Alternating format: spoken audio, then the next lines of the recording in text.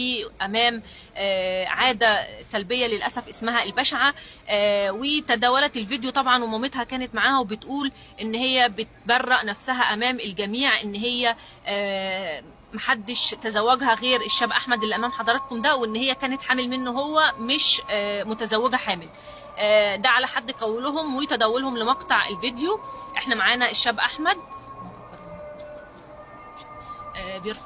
بيرفع الان اذان العشاء.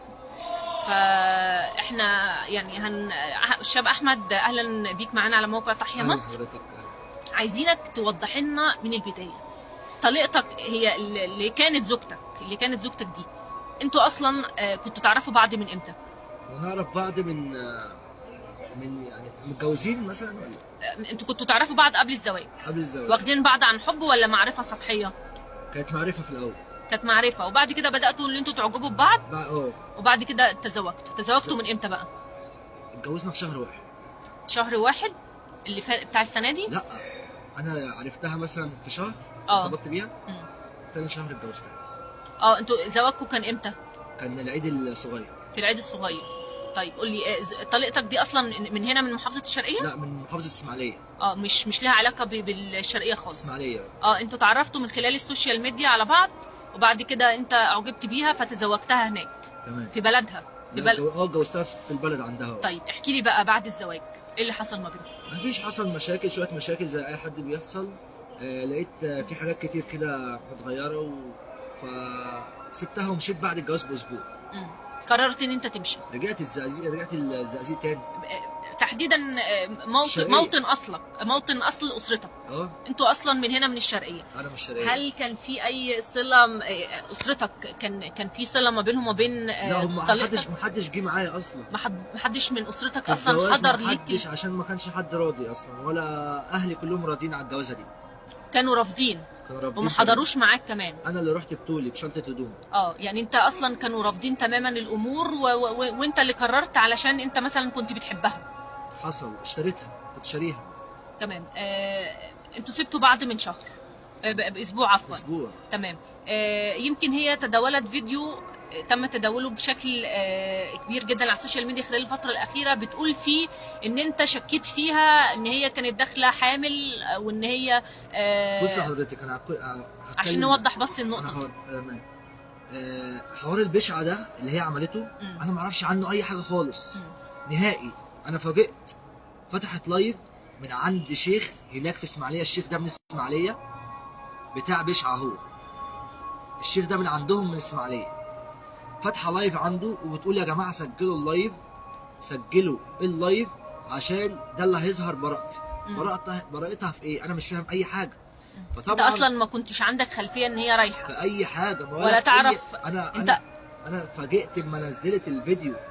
انت اصلا سبت اسماعيليه كلها من يوم ما سبتها وجيت هنا من بعد الزواج باسبوع، وانت جيت هنا الشرقيه. ما رحتش هناك تاني خالص؟ ولا حد حاول انه يصلح ما بينكم نهائي او ترجع ليها او لا نهائي. مرة رحت في اي حته لقيتني قاعد في البلد. ما رحتش في اي حته خالص. مع اسرتك؟ مع اسرتي. ما رحتش هناك تاني اسماعيليه. انت تفاجأت بقى بان هي طالعه لايف في حوار البشعه ده بعد الزواج بقد ايه تقريبا؟ بعد الزواج ايه ده؟ من الكلام ده من اسبوعين. حوار البشعه اللي هي طلعت فيه لايف ده كان من اسبوعين. وانتوا اصلا سايبين بعض من بعد العيد الصغير. 7 شهور. بقالكم 7 شهور. انت بتقول هو العيد الصغير كان تقريبا في شهر 6 أو 5 تقريبا، كان في اواخر 5. وانتوا بقالكم يطلع 6 شهور سايبين بعض او 5 شهور. هي لسه عامله حوار البشعه ده من اسبوعين. حوار البشعه يعني انا ما اعرفش يعني ايه بشعه اصلا، ما اعرفش يعني ايه. لقيت شيخ عمال يعمل لها مش عارف ايه. مش شيخ هو بس. والمشكله سمعت صوت امها وهي بتزغرط. سمعت صوت امها وهي بتزغرط، انا بنتي بريئه، انا بنتي بريئه. سالت يا جماعه هو يعني ايه بشعه وايه الكلام ده؟ بيقول لك اللي يعني البشعه ديت اللي هو يعني حرام. من اللايف بنعتذر. بتقول ان انت اصلا ما كانش عندك اي خلفيه تماما عن الامور نهائي، وانت اصلا ما كنتش حاضر معاها. لان الناس بتتهمك ان انت اللي اخدتها ووديتها للبشعه بنفسك علشان خاطر يتم التاكد من حقيقه الامر، وان انت اللي مثلا تزوجتها ولا هي اصلا داخله حامل. ده مفروض على حد قولهم. طيب انا بص، الموضوع اول شيء حوار الحمل ده هو مفيش حمل اصلا. هي حاليا مش حامل اصلا. مفيش حمل. انا طلقت امبارح رسمي بشكل رسمي. رسمي ومفيش حمل. تمام. كل اللي بيطلع يقول حمل حمل حمل ده كله عايز ايه؟ ترندات والشغل اللي الناس عارفاه ده. تمام. تاني شيء حوار البشعه ده، لو انا اصلا كنت موجود في حوار البشعه اللي انا رحت اسماعيليه عندهم ودخلت معاهم، انا اول واحد كان هظهر في الفيديوهات اللي هم عملوها اللي هم نزلوها. تمام. هي نفسها راحت مصوره وخليها الناس مصوره وهي بتعمل بتاع اللي اسمها البشعه دي ونزلتها على الصفحه الرسميه بتاعتها. انا مثلا لو كنت موجود معاها، كنت اول واحد الناس هتصورني، كنت هتكون قاعد جنبها قاعد جنبها. لكن انا ما رحتش في حته، انا ما اعرفش اصلا اللي هي هتروح حاجه زي كده. هو طبعا ممكن يعني الناس هي رافعه وتقول كده عشان الفيديو اللي نزلته بايدها، الفيديو اللي على صفحتها دي هي اللي نزلته. فطبعا الناس هتاخد الفيديو اللي هي نزلته وترفعه على الفيسبوك والصحفيين يتكلموا على اساس ان بهنسي سايبها بعد الجواز باسبوع. لا، ما هو كده في حاجه بقى، كده في حاجه الناس هتتكلم كده، هتقول كده على كلامه. لا، وانت كمان وضحت امر ان انتوا اصلا سايبين بعض من بعد الزواج باسبوع من ايام العيد الصغير، وهي نزلت فيديو البشعه ده تقريبا من اسبوعين او اكثر، يعني اللي هو قريب جدا من اسبوعين. قريب قوي كمان. فالحوار اصلا في تباعد في التوقيت اللي هو اصلا ما اعرفش في ايه اصلا، ما اعرفش ايه اللي تفاجأت بيه. انا اسف في الكلمه، انا نايم النهارده، انا طلقت وكنت نايم مرتاح وطلقت رسمي وربنا يسهل لها وتشوف اللي احسن مني، بس انا نايم ومرتاح خلاص بقى، كل حاجه خلاص. كنت بفكر في اكل عيشي، افتح اكل عيشي ازاي، كنت بفكر افتح عربيه الاكل اللي انا كنت فاتحها ازاي تاني، بفكر في الكلام ده. لكن مش كل يوم الواحد يصحى على ترندات وقرف.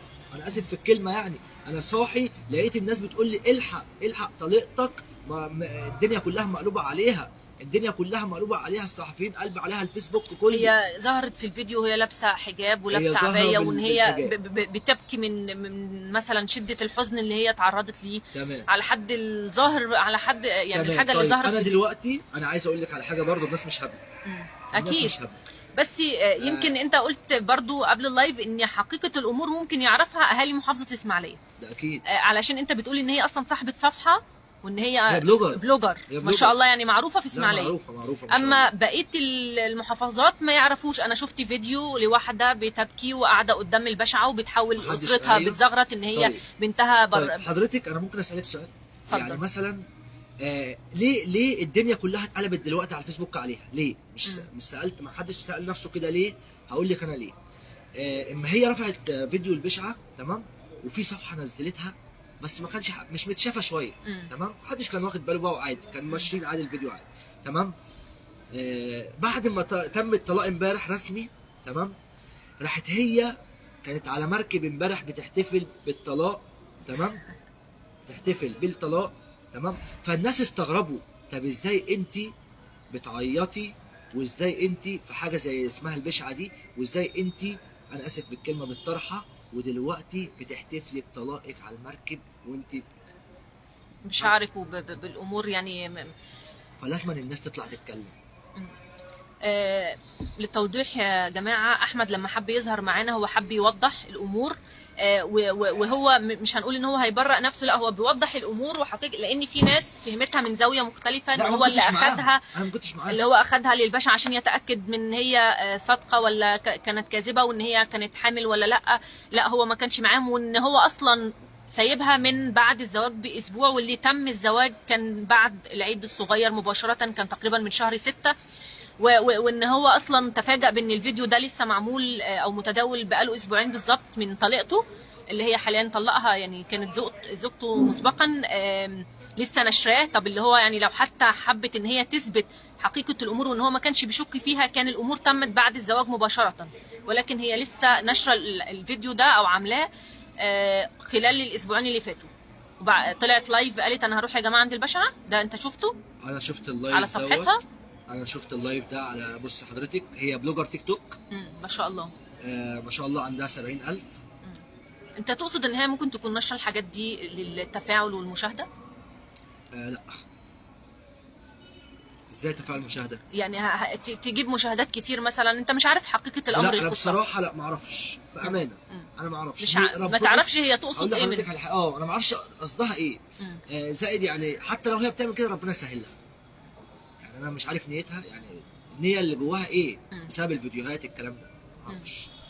انت سبتها بكل احترام وانفصلتوا عن بعض بكل احترام، وجيت هنا اقمت هنا في الشرقيه في موطن اسرتك مع اسرتك. مفيش حاجه وكنت بفكر في المشروع بتاعي اللي انا هفتحه بقى. خلاص كل واحد هما انفصلوا عن بعض. الانفصال كان بسبب حدوث مشاكل ما بينهم، لكن ما كانش بسبب المتداول واللي هي قالته على صفحتها ان هو تم الشك فيها او كده. مش كل زواج بيتم الانفصال فيه بعد الزواج مباشرة بيكون الشكوك في الحوار ده، ولكن احيانا بتكون مشاكل عادي ما بينهم.